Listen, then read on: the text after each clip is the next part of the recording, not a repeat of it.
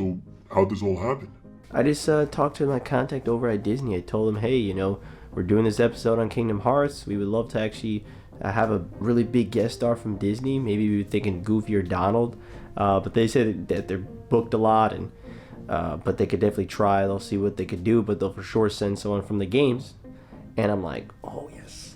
So, yeah, that's all. It wasn't too crazy, but I'm just excited. Now it's kind of like a surprise on who the hell this big guest star is, My biggest hope is that it's Shrek. What? Considering Shrek isn't a Disney character or in Kingdom Hearts, it's a pretty low chance. So you're saying, though, that there's a chance? No, I'm not. I'm being sarcastic. So, when the hell are they actually gonna come here? I mean, supposed to be here any second now. I'm here now. Jesus! Sorry for startling you. Wait a minute. You're the rat from Ratatouille. Yes, it's me, Remy. What the hell are you doing here, and how the hell did you get in here? Well, I came from the vents. You could have actually just gone through the front door. The front door was locked, though. Yeah, it's the front door. We would have opened it up for you. Whatever. Look, what are you doing here? I'm your Disney special guest. Special guest? For Kingdom Hearts? What Kingdom Hearts game were you in? Kingdom Hearts 3. I helped Sora with cooking in that game. Oh, that's right. Yeah, you were in that. Oh my god, I'm so disappointed. I was really hoping for Shrek or Donkey Kong. Finn. My apologies, Mr. Remy. Remy, that's right. It's just... Well, we were expecting someone that you could really, maybe play as or encounter in the game. Especially one from, well, Chain of Memories. If I'm being honest, the higher-ups thought this would be a good place to share how I have a new ride in Disney World. Oh, okay, yeah. I guess that makes sense. Look, I really enjoyed the movie Ratatouille, and I did enjoy that ride at Disney World. I did ride that. It was pretty good. But you ever played Chain of Memories? Truthfully, no, I haven't. I didn't think so. Well, we'll try to drop it in sometime, or you just drop it in just when you feel like you can, and to try to add your 2 cents whenever you can, I guess. Should be fun though. Guys, ready to start recording? On backlog. Been gone for way too long. On backlog. Got so many games to play, dog. On backlog. Donkey Kong expands my dome. On backlog. Me and Carlo been fucking since dawn. On backlog. Did you know, yeah, Carlo wears thongs? On backlog. I really fucking hate this song. Yeah.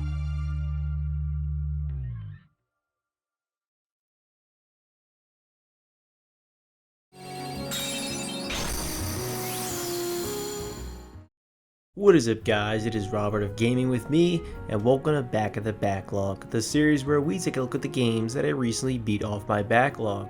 Today's episode is on the game Kingdom Hearts Chain of Memories on the Story So Far package. The Kingdom Hearts franchise is one that I don't have a big history with, but I have played and finished 3 of the games. I have played through Kingdom Hearts 3, Kingdom Hearts Melody of Memory, and now Chain of Memories. I also do own Kingdom Hearts 2 for the PS2. It's an odd lineup I've played considering one is the latest in the mainline games, one is a rhythm game, and this was a card-based RPG. I definitely played the odder ones first, but I really enjoyed Kingdom Hearts 3 and Melody of Memory. This is the franchise where I won't play every single game, but the majority of them through this Story So Far package collection. It's a series that has always intrigued me. It's a collaboration between Square Enix and Disney to create a crossover between Disney's animated movies and Final Fantasy with a bunch of original characters and worlds from Square. When you say it out loud, it's bizarre as hell. And when you play it, well, it's also bizarre as hell. But it's cool, damn cool. Visiting beautiful Disney world with a bunch of Disney characters and anime-ass characters hacking and slashing your way through it all is bizarre, but fun. Kingdom Hearts Chain of Memories is the first sequel and originally came out on Game Boy Advance, which I gotta say that version looks super damn impressive. FMV cutscenes and amazingly crafted sprite work. Honestly would have liked to play that version, but I own 2018's The Story So Far, which comes with the PlayStation 2 remake of that game, which is the version we're taking a look at today. Kingdom Hearts Re-Chain of Memories was released on December 2nd, 2008 for PlayStation 2. It was developed and published by Square Enix. Now this game is definitely the most different Kingdom Hearts title in terms of its combat, considering it's card based. However, does that different take on combat make it any good? Well, let's talk about it. Let's talk about the story first. Sora, Donald, and Goofy were traveling down a path when suddenly a hooded guy leads them to Castle Oblivion. When encountering the mysterious man, they try to attack with no avail. It turns out this castle causes them to lose their memory and abilities, and the further they go, the more memories they'll lose. What pushes them to keep going is this tease that Riku, Sora's friend, is somewhere in the castle. Sora's memories are sampled into cards, allowing him to access different worlds he's been to previously, which leads to the introduction of cards and the combat. The story is initially a setup to the cards, which is fine, giving a reason as to why you'll even be using the cards in the first place. The story gets more complicated later on, for better or worse, which I'll talk about later. Right off the bat, visually, the game is nice. It's sharper because it's a remastered version of the 2008 game. There's not a ton that goes on in the environments, but they are still nice to look at. Character models are the same. I enjoy all these models and character designs, from the classic Disney icons to the original enemy types. The massive difference in world design is the structure of these worlds. Pretty much every Kingdom Hearts game has a larger world design for each location, but Chain of Memories takes the theme of the world and puts it into smaller rooms, becoming something of a dungeon crawler, which is something I certainly wasn't expecting. Then each room can change based on the world card that you use to open a door to the next proceeding room. For example, you could use a save card so the next room you open is a save room. Or it can be combat focused and use a card that allows for your attack cards to deal more damage. It's a pretty cool concept and allows for rooms to feel different from one another and for a more controlling strategy on when to use cards. However, there will be requirements on what cards to use to open the door, like a card has to be a 3 or higher or a 0 to open, which every world card can have different numbers of the same card, like a save card that's a number 4 or a 7. These world cards make every room varied in some subtle or major way. Talking about cards, let's actually get into the controversial combat. And I do mean controversial, as I've seen so many people not even play this game due to the much more niche card system on display here. I haven't played many card PGs, aka a card-based RPG. I don't know if people call them that, but I will be from now on. My favorite card PG is Tenkai's. Really? You know, that's actually my good friend Retro Death's favorite too. Wait, you know Retro Death? You know Retro Death? Yeah, dude. I used to make him amazing dishes back in Paris. The head of the order, that. Not very high. That's very cool. Yeah, dude, he'd give an amazing tip. And some money on the side, too.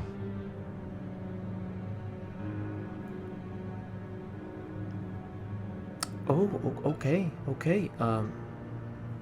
Cool. My first session with Chain of Memories wasn't a good one. I wasn't really enjoying this card system and was really hoping my feelings would change, or else this game would be a slog to get through. Fortunately, as a few days went by and I fought more battles with these cards, I started to learn more and develop a deeper understanding of it all, and started to have genuine fun. This card system, especially if you've never played a card PG in the past, can make it difficult in the beginning, and patience can be quite required.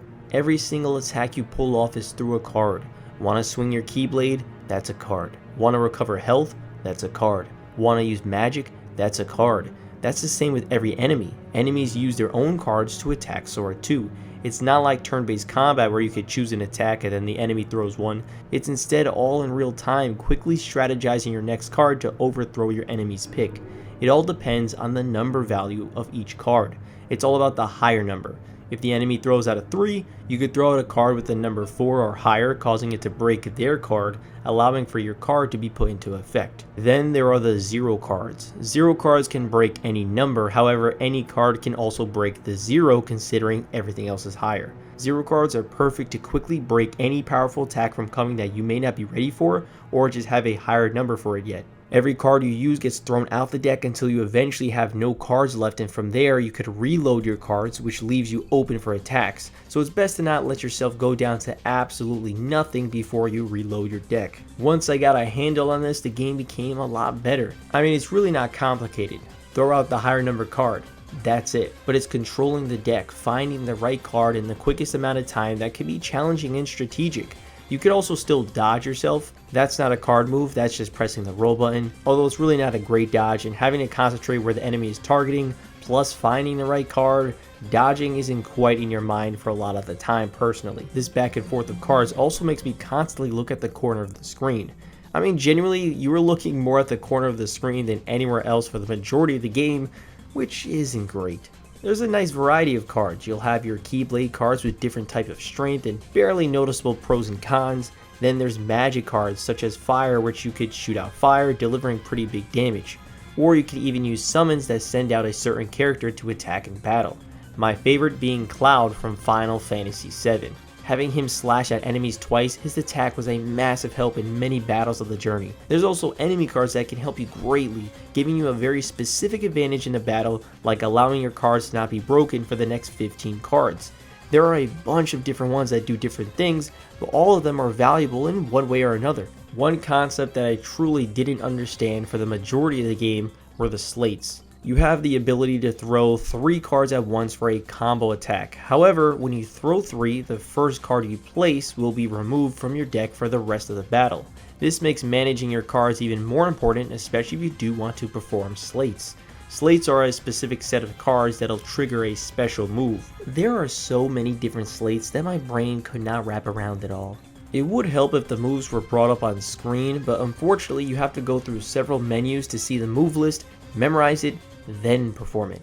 It ended up being too much of a burden that I eventually stopped using slates altogether. Despite them being powerful, it's a lot more simpler to just string together any 3 attacks and combo your way out of any battle. And halfway through the game, that's exactly what I did. There's generally no reason to use slates outside of boss battles, which most of your time is spent outside of boss battles. Every enemy defeated grants you experience points, eventually leveling Sora up. Every level gives you a choice to boost Sora's health, his card points, or gain a slate on certain levels. It's an interesting difference between other RPGs. You don't get stronger leveling up in Chain of Memories, but instead it's more of a choice. Would you like to survive longer with more health, be able to attack more with your card points, or learn a new move with a slate? For me, I really mainly went with card points because the more cards I was able to shove into my deck, the more damage I could do to an enemy. I eventually leveled up my deck so much to the point where I could easily defeat any enemy and even bosses by just constantly throwing out sets of 3 cards. This was more than halfway through the game where I realized I am officially mindlessly playing the game. I had so many cards that enemies never even had a chance to attack. I still took on every enemy encounter, grinding away at it all, and for a while I was still surprisingly enjoying it. It truly was just a grind, spamming 3s with no thought, watching the experience add up to a new level only to expand my deck even more, making enemies even less of a threat. It's the purpose of the game. It's why I am versing these enemies in the first place. Yes, it is repetitive. In fact, it's one of the most repetitive games I've ever played in my life, but I didn't dislike it. There's something fun about your deck expanding, allowing for more cards to get crammed in. Grinding is easily my least favorite part of RPGs, but given the quick-paced nature of leveling up in this game, I didn't really mind it much until later on. Luckily, with the way this game works, you don't have to fight everything. I got to the 10th floor of this castle and felt like my deck was so powerful that I could probably take on the final boss with no thought put into it. I then versed the 10th floor boss out of 13, and I was so very wrong. It was the first time since the first couple bosses where I was put in my place. I could not just mindlessly throw out cards. I got my ass handed to me by the boss Vexen. This fight was so damn nuts that I had to stop and do the unthinkable. Learn some slates. And by some, I mean specifically one. There's a slate called Sonic Blade. It's a slate that can be pulled off by throwing out cards that total 20 to 23 in value, and they have to be different types of Keyblades. For the first time in my journey, I went into my deck and truly rearranged it all to make a Sonic Blade super deck. Essentially have it where I could pull off a bunch in a row. This move allows you to attack an enemy like 6 times in a row without even a chance for the enemy to attack back. It's powerful. It's so brutal to every enemy, even bosses, that I honestly felt bad for them. But hey, it's in the game. I earned this damn slate and it's my winning strategy. I went from not even remotely getting closer to defeating Vexen to absolutely demolishing him and everyone else after him until the very end. Those are the times I got stumped a bit in the game. Boss fights can truly put up a fight, especially early on. Boss fights are essentially just 1v1s with cards, and that can be a lot of fun. Bosses are what really change up the gameplay and how you approach a battle that I really appreciate. Some bosses really had me going back and forth with them, pitting you up against some really cool characters like Oogie Boogie from Nightmare Before Christmas or Cloud. Versing Cloud is definitely something I wasn't expecting and thought it was pretty damn cool. A lot of these bosses early on are tougher for the simple fact that you just don't have enough cards to survive. However, just like the regular battles, the more cards I had in my deck, the easier the boss battles became. I would eventually wipe the floor with these bosses until the Vexen fight. My favorite part of the Kingdom Hearts games are the Disney worlds. I say that, but really only Kingdom Hearts 3 out of the ones I've played had you explore these worlds. In Chain of Memories, these worlds are more relegated to themes and not full-blown set pieces that follow the world's story. The worlds still feel unique from one another because of the theme, characters you encounter, music, and cutscenes.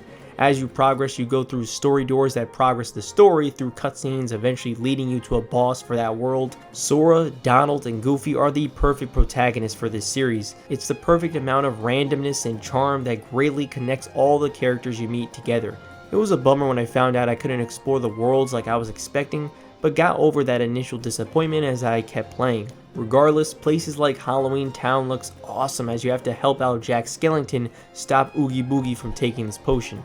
It's easily my favorite world in the game, and sadly that was the first world that I played. That's not to say the other worlds were bad, it's just I love that atmosphere and vibe of the Nightmare Before Christmas. They even have Sora, Donald, and Goofy wear different outfits in this world, furthering the awesome Halloween vibe the area was giving. Unfortunately, this is the only world where the 3 actually wear something themed to the world, which caught me off guard considering Halloween Town was the first world I played. Another favorite of mine was 100 Acre Woods, the world of Winnie the Pooh. This area was a nice change of pace because this world has no traditional enemies to verse. Instead, there are mini games you'll play with the characters of the place. Tigger's memorization jumping game was one I was really good at and managed to get a trophy that only 5.8% of players managed to get. Hell yeah, Tigger, you ain't shit! 100 Acre Woods was a nice, innocent world that was untouched from the heartless enemies of the outside areas, and out of every area in the game, this is the place that makes the most sense to just have some fun and play some solid mini games. Although it is funny to see Winnie the Pooh's AI not to be the absolute smartest. Not all the locations are winners, like this area, Hollow Bastion. Apparently it's great in the original Kingdom Hearts, but in Chain of Memories I feel like you can name this area anything. No real personal feel to it. Same with Neverland's wooden ship interior. The boss of the world is cool, but the area isn't anything too special. Then there's my love-hate relationship with Atlantica, home of the Little Mermaid. I don't dislike the world, but the looping song of Under the Sea can get to me. Yes, it's catchy as hell, but hearing it for a couple hours can get to you. But I also like it. It's catchy like I said, but I don't like it. But I do! It's very conflicting. Speaking of worlds, it's pretty messed up they don't have Paris as a location in Kingdom Hearts 3. Well, I mean, it's like a real-life world, so it's kind of understandable they didn't do that. Aren't they making Tokyo essentially in Kingdom Hearts 4? Yeah, you're right, you know. You got me there. Paris for Kingdom Hearts 4, you heard it here first. After all these different worlds, we finally reached the end. I'm now going to talk about the final boss just to let you know. Long before this final area though, Sora over the course of the journey starts to remember that he made a promise to this girl Naminé that he'll always protect her no matter what. Turns out Naminé is in this Castle Oblivion and Sora's true mission in this castle begins. You battle your way through some big members of the Organization XIII, the Cloaked Hooded People. These villains are essentially the main villains of the entire franchise, introduced in this game, which I had no clue about. The organization consists of people who do want to overthrow each other. There's a lot of exposition that I don't really care about, but the big thing is that Naminé has the ability to rewrite memories, which is what she did to Sora. Sora doesn't even really know Naminé and never even made a promise to protect her. This was a scheme by the organization that Naminé unfortunately had to go along with. While Sora was surprised by learning, he says he will still protect Naminé, as even if it's a made up promise, it's still a promise. Look, I don't know what the hell is wrong with Sora. He's saying things like this. Because who will I look after if I don't have Naminé? I can't help but laugh at the story, but I am entertained at the cutscenes even if it doesn't mean much to me. It takes itself very seriously, and that's fine, but it makes these choices that the characters make so odd and funny. Sora makes his life so hard for no reason, but just likes playing hero for others that don't really need any type of saving. The dialogue in this series is not good at all, I feel, for the most part, but it does make it entertaining to watch and laugh. Finally, the final floor of the game is Castle Oblivion itself. By this point, I was pretty damn confident that I could take on the final boss, that I pretty much didn't fight any of the enemies in this area. I just wanted to see how I was going to stack up against this finale. Before entering the boss's chambers, I made sure my deck was filled with opportunities to perform Sonic Blade, as I knew that was my best bet at winning. The final boss was Marlucia, one of the big members of the organization that you versed only moments earlier. I took him out on my second try, but I knew things could potentially get messy in this actual final battle. Marlucia whips out this giant, intense looking thing, and I got pretty nervous. Why?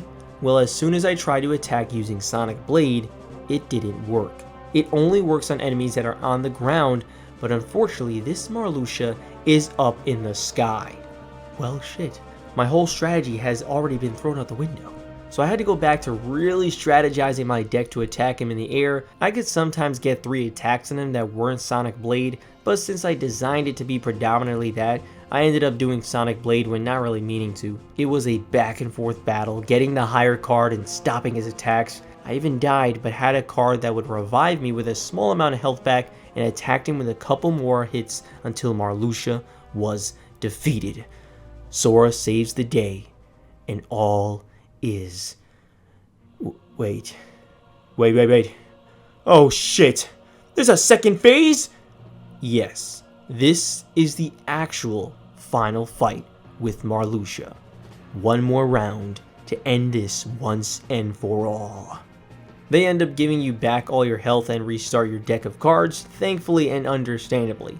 Now this fight is pretty intense. He doesn't even move around, but he pulls off some powerful, albeit kind of bullshit moves. Luckily, I too can pull off bullshit moves as he is grounded for this battle, so I used Sonic Blade whenever I could, which was often.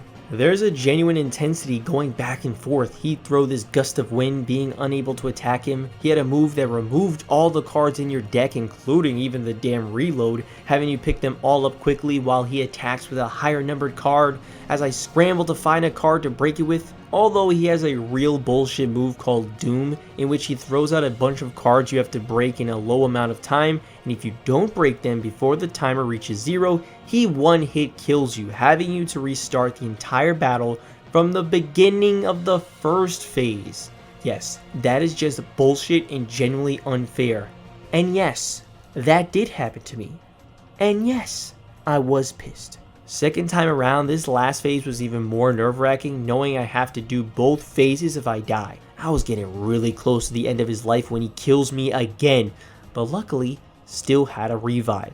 It was back and forth, breaking his attacks, getting hit, on the verge of death again and again. With all the Sonic Blades used, I was running lower and lower on cards, but still managed to break another one of his Doom moves. Marlucia was on his last life, and so was Sora. Back and forth until 3 cards were thrown to finally defeat Marlucia. Holy crap. That was genuinely intense and epic. Truly tested your skills of managing your cards unlike any other battle before. That was no joke. Marlucia is eviscerated and Sora closes the door behind him, removing it from existence. Then Naminé tells the trio that she can give them their memories back, but that means they'll forget about what happened here in Castle Oblivion. Sora is all sad that he'll forget Naminé for some damn reason. Naminé gives Sora a choice to keep these memories and forget all his actual ones, or forget these and remember his actual life. Sora obviously chooses his actual life, and Naminé is all sad about it like an idiot. The three of them go in this giant mechanical pod that will give them their memories back, and there's an actual heartfelt goodbye between Naminé and Sora where he promises to find her one day. Jiminy says he'll write in his notebook thank Naminé so they could all remember her. But why not make it easier for yourself? Like write down where you could find Naminé. Doesn't that make more sense? Whatever. That's because Jiminy is just not good at anything. That dude just writes stuff down. Well, do you know a good replacement? Yeah, you're looking at him. Jiminy is old news. Remy's the man. They just opened up a new ride for Remy in Disney World. So, you're yourself. Yeah, me, Remy.